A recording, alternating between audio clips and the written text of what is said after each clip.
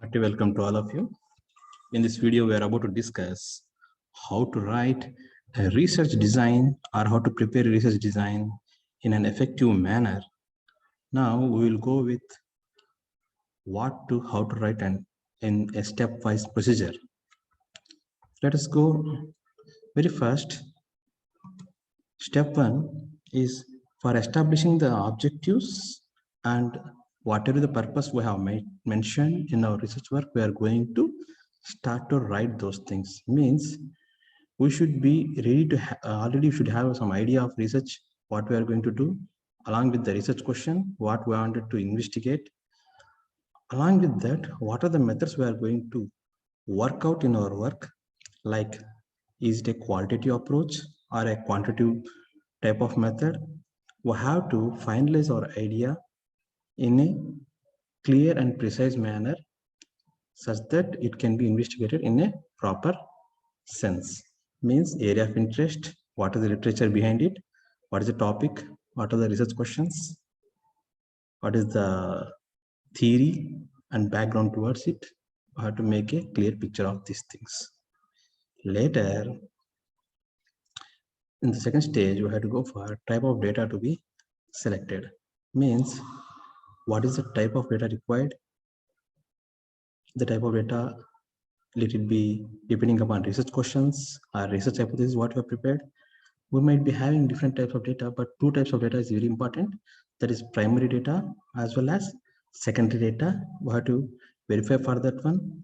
Once we verify which type of data it is, we have to go for once again making subgroups of them, like qualitative versus quantitative data here. And here, while making the quantitative versus quantitative, we should be thorough with respect to the third one, that is identifying the type of participants that are going to be working our work and finalizing the sample methods. Now, very first one, identifying participants means we should have a clear picture of the population. Means the group that we want to write up and use them in our methodology. While in that entire group, the smallest part is called as sample. Now, once we define the population, with respect to that, we can have the samples. While we are going to sample, we can once again the sampling techniques. We have two types of sampling techniques depending upon the applications. One is probabilistic sampling method, and the next one is non-probabilistic sampling method. Now we have to make a small differentiation between those two depending upon our work. Already about sampling, we have discussed in the previous video. I think I request you to go to that video in our research activities playlist about sampling techniques. Once we are finalized with the type of participants and sampling techniques, then we go for planning the data collection here, how we are going to do the data collection. Here, once again, in this one, we can have the questionnaires. Are we going to collect the data via interviews? Like we are taking survey methods here. In survey methods, we are taking questionnaires or interviews.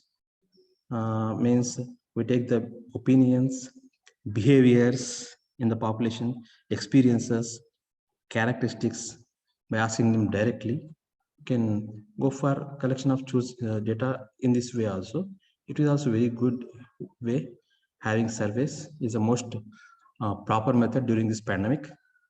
Next one, we have once we collect the data, we should be very clear to have the systematic procedures, like are going to have the quantity research or quality research.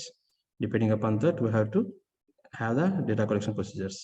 Once the data collection procedures are completed, we should be ready with analyzing the data here. Means once again here, the quantitative or qualitative comes into picture during analysis also. Means data is in a raw mode and it cannot answer the research question. It is our work such that how we are going to analyze it. Now we use different statistical analysis here.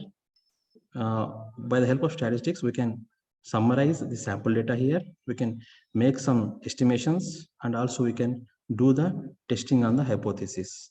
Next, after having a clear-cut data collection method and doing the data analysis depending upon different procedures, At the last stage, we have to go for writing up the draft here. While we are writing up the draft, we should be clear in picture that what are the results, that is outcomes we have achieved, what is the submit, what is the draft we have prepared here. In the draft must contain the findings or outcomes, and also we should be able to provide these results, sharing with a good amount of expertise people, such that we can get some feedback on that one, and at the end we should be able to publish those outcomes and in the form of a research design. Then only we can get a picture or a feedback or opinion on our research design, that this research design that are going to follow in the following days is going to be a good one or not. This is how the research design has to be carried out, and there are so many ways to do it. This is one of the best methods we can do research design. If any suggestions are there, I welcome all of you to please provide your suggestions. At the same time, I request you to like and share and subscribe our channel for encouraging us to prepare more good videos. Thank you.